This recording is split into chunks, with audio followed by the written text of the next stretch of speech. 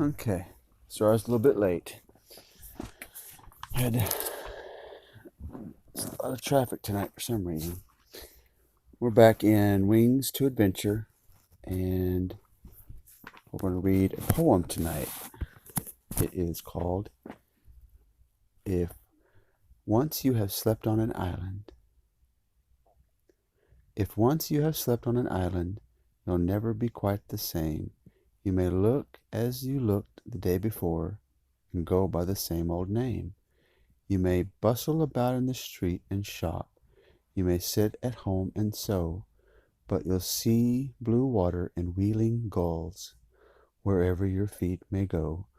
You may chat with the neighbors of this and that, and close to your fire keep, but you'll hear ship whistle and lighthouse bell, and tides beat through your sleep. Oh, you won't know why, and you can't say how such change upon you came, but once you have slept on an island, you'll never be quite the same. Okay, let's see here. Now it is Tim and the Purple Whistle. The day had started like every other June morning of 1790, as a long time ago. We're in 2020, so that was 230 years ago. Long, long before Daddy and Mommy and Grandpa and Grandma and their Grandpa and Grandma. This story takes place about that time. There were noises from the kitchen downstairs. Then Tim's small black dog jumped from the box by the fireplace and scrambled onto the high feather bed. As they snuggled down together, Tim told his pet, "I'm glad you sleep in my room now, Bigsy. I'd be lots more scared at night without you." He frowned, thinking, why are there so many things to be afraid of in the dark? However does one get over being a coward? After breakfast, Tim followed Father into the new tin shop, a large room at the back of the farmhouse.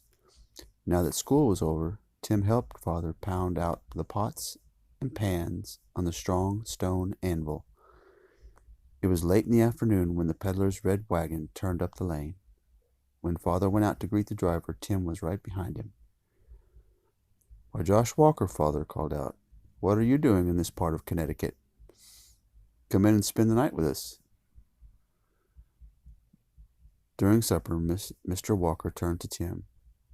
"I wish you were a little bit older. If you were 14, I'd take you along as my helper. Think you could remember the first rule of a peddler's boy? Never leave the cart alone?" "Why, yes, sir," stammered Tim. "Then tell you what," burst out the man. "Come ride with me the next 3 weeks. My brand new cart needs a peddler's boy. Stay on it far as Northtown, where I know an older boy. After the fair there, I'll send you home by stagecoach." Tim's first thought was, "How wonderful!" Then he remembered how scary this trip might be. He thought of the many frightening things, noises at night, dark woods, wild animals. Much better to stay home. But Father was saying, "Yes, Josh, we'll let him go with you as far as Northtown." Tim was glad all over one minute, and the next minute he was very unhappy. He thought, if only I wasn't such a scaredy cat. If only I could have Bigsy with me.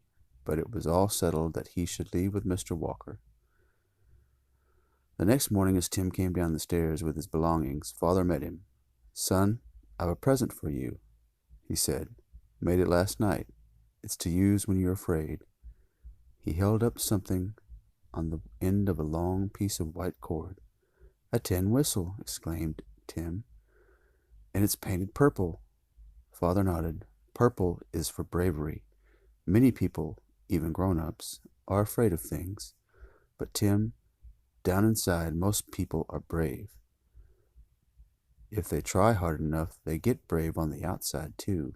Blow your whistle only when you're very much frightened. Someday, you won't need it any more."